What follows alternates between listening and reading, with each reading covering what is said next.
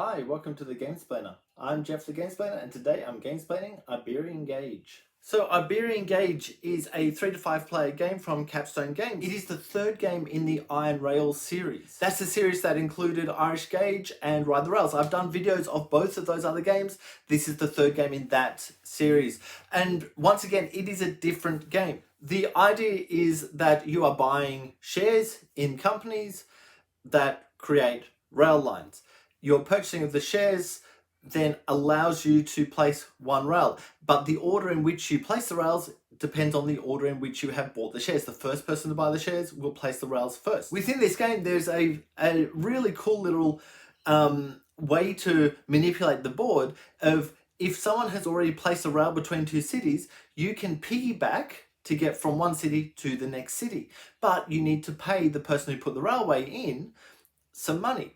And this is how the flow of money works. The whole concept is that the company has money and it will get money in each round depending on how many shares have not been purchased. The person who owns the shares will get the dividend that comes in from that particular rail. You are then spending that money to place rails out. You're only playing one out at a time, which is vastly different to the other games in this series where you're usually placing like 3 or 4 or 5. There's a whole bunch of rail going out. But in this one, no, you're just putting out one at a time. There is negative things happening or that can happen on your rail if you don't manage to connect to a city each round. And that in and of itself can actually be a good thing. Not always, but it could be a good thing.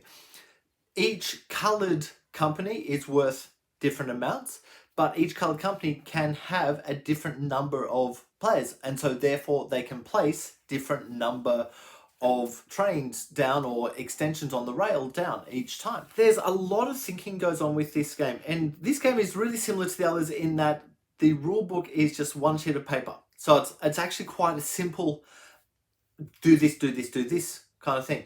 But the actual thinking in amongst that is vastly heavier than you would necessarily think. And I really appreciate that. I actually really like that way of play. I like that idea of a simple rule set, but a really deep, thinky game. The piggybacking idea means that you're actually spending half as much to get from city to city. But it also means that you are giving the money to the other company rather than yourself. And so the game that I had of this, there was one player who was very aware that this company, I'm not involved in that at all. So I don't want to piggyback off that company to get from point A to point B. I don't want to give them any money because I'm not going to get any benefit by the other companies that I own.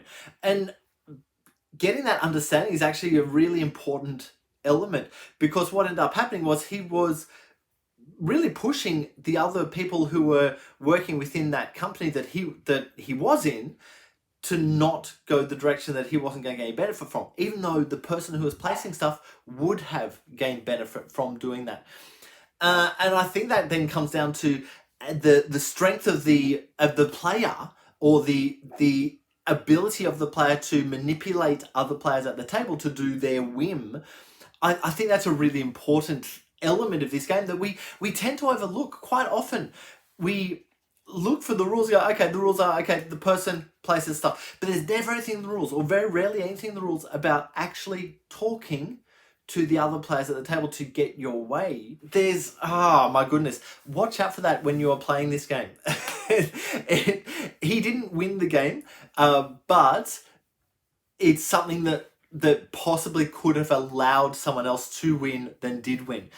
So it's one of those things, and look, I really actually appreciate that. And I've had a number of games come through recently where I think the alpha is probably the one that really sticks out to me, where I did a Gamesplainer of this maybe a month ago. The whole idea is you're putting wolves out, and actually talking to other people is like, because you could continually put wolves onto the same spot because the person who's got the most is going to get the benefit from it. But actually talking to the person you're doing that with and saying, hey, if we stop this and just go even, so let's let fate take it, we can then go elsewhere and use our wolves elsewhere. I think it's that type of conversation that isn't dealt with in the rules, and so therefore is available to us, but we don't always think to actually do that. We don't think to manipulate the table around us. And that's really what this game comes down to, is you do need to manipulate the table to help your benefit rather than someone else's.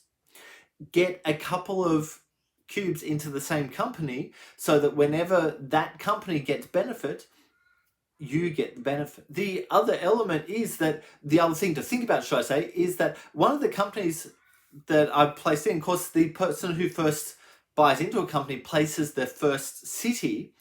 One of the companies was over on this side of the map, every other company was over on the other side. And so the company over on this side actually didn't get any of that piggybacking happening until right near the end of the game. But by that stage, it was too late, because the only way that a company actually gets income is either having some open shares, so some that aren't bought out, which means that any company that has all of the shares sold out in the first round doesn't have any of that money in the company, or coming into the company, should I say, to enable them to be able to continue building. And so you'll find that there'll be companies that sell very quickly. They're actually not going to do as well as companies that only have 1 or 2 people in them early. And so therefore they're getting more and more money in to be able to do more stuff slightly later in the game. And this manipulation of money, that's where the game really comes into its own, because what you find happening is you're trying to manipulate other companies, especially ones that you have a vested interest in.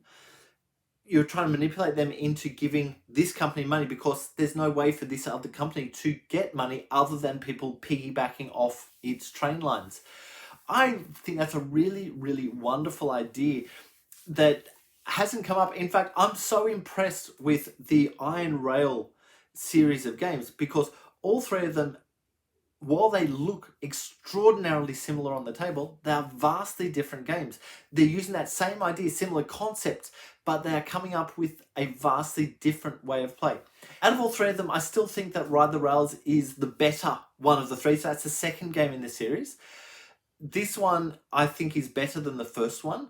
The first one, which is Irish Gauge, felt like it was a matter of whoever kind of got a little bit of a lead will probably win the game if they had the lead early on, because if I've got money, I can spend more money. By spending more money, I get more shares in whatever companies, and more shares I have, the more money I will get in, so therefore the more money I'll be able to spend.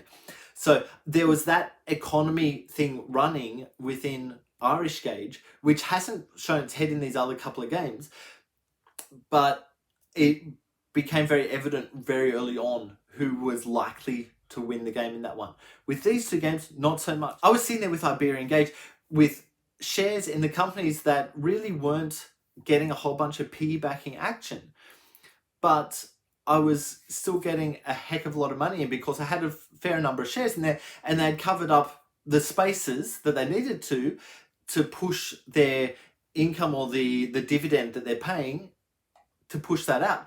And so I was actually getting a substantial wad of money, even though these companies weren't doing a whole bunch. Whereas other companies, the owners didn't necessarily have a large wad within themselves personally, but the company itself had a large wad of money, and so was able to do a lot more. And so I ended up coming in second. I missed by about $30 or so, and that's absolutely fine. I have no problem with that whatsoever. But it really questions, is there value in jumping in on the company that everyone's in on? Or is there value on pushing a company and just getting a couple of shares in that company, so whenever that one pays out, you're getting triple the payout of other people if you have 3 shares in that company, for example? Is it worthwhile going after the company that people are going to have to piggyback over? And getting a position where that is more viable. I think one of the companies went to the center of the map and worked towards majority of companies first, and then came back. And so it caused the other companies to piggyback over it, and so it got a whole bunch of income. There's a lot of thought process on which way to go with that. But look, I will leave it there. Please go ahead and watch my gameplay and Gamesplanation to get a feel for the game and what it's all about. If you have any comments or suggestions, please write them below. If you have any games that you would like to be Gamesplained, please shoot me an email to thegamesplainer@gmail.com. Follow me on Instagram and Twitter @thegamesplainer to keep up to date with the games I'm playing. Subscribe to my videos to keep up to date with the games that I'm gamesplaining. And until next time, enjoy gaming!